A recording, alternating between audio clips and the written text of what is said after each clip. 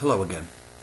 This is I've decided I'm going to go through KingTheist23's tough questions, and let's see if we can't deal with them in some kind of rational manner. I'm going to go back now and begin at number 1. His tough questions on eugenics. Now, he asks why would we consider eugenics to be a bad thing? Well, one of the problems here is that eugenics has kind of had a bad press, largely because of its association with Hitler and the Nazis.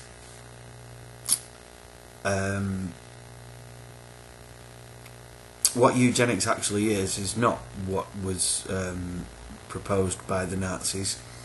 Eugenics is essentially the improvement of the human genome, and many things could be said to be a part of the field of eugenics. Taking vitamin supplements during pregnancy is a form of eugenics. Screening for particular illnesses in the early stages of pregnancy is a form of eugenics. In fact, screening for particular genetic diseases between prospective parents before conception is a form of eugenics.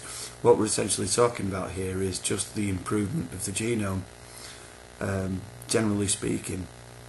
Now, KingTheist23 also asks, why do we not put down the disabled? Why do we not put down those people who are so disabled that they can't contribute? Well, my response to that would simply be, how would you define a disability that's so severe that the person can't contribute? The obvious example to talk about here is Stephen Hawking, who is one of the most severely disabled people on the planet, and yet his contribution to the extelligence, the knowledge of the human race is something that can't easily be measured. So how would you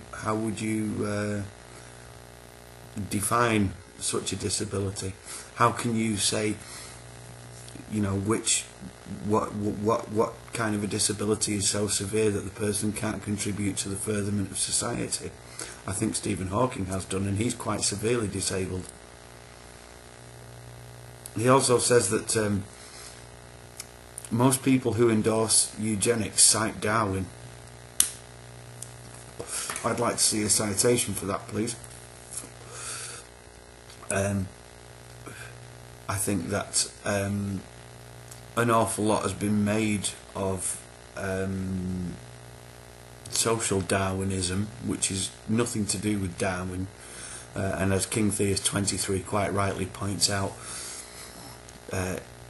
is not a part of Darwin's theory and never was. I think that people who do cite Darwin in favour of the kind of eugenics that KingTheist23 is talking about here, i.e. the form of eugenics that's had a bad press, which isn't really eugenics at all.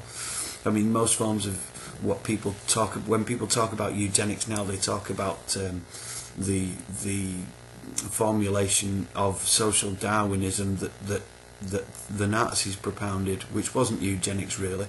It didn't involve the improvement of the human genome, it involved a very singular direction of the human genome, i.e. the Aryan direction, which really doesn't stack up to reality as an improvement, and I don't think anybody in their right mind could ever suggest that it does.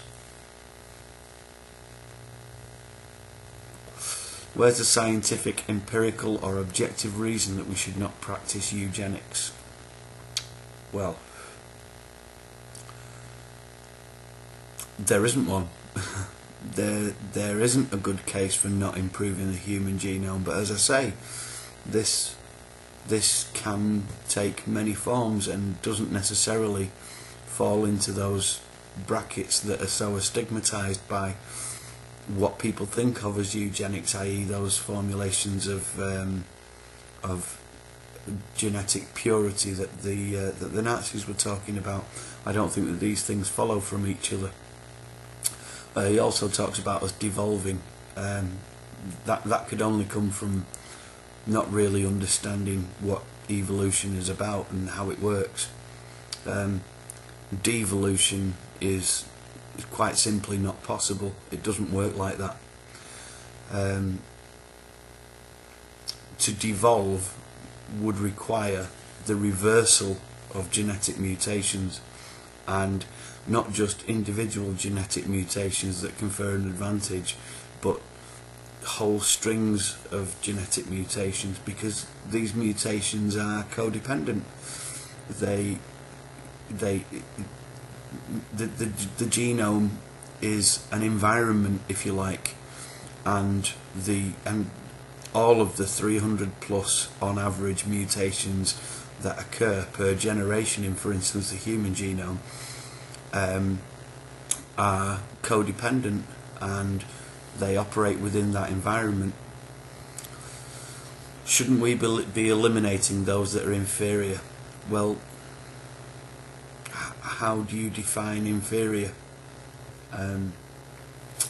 That's really a big question, because if you really understand evolution, you would understand that the inferior is a word that actually doesn't have any place,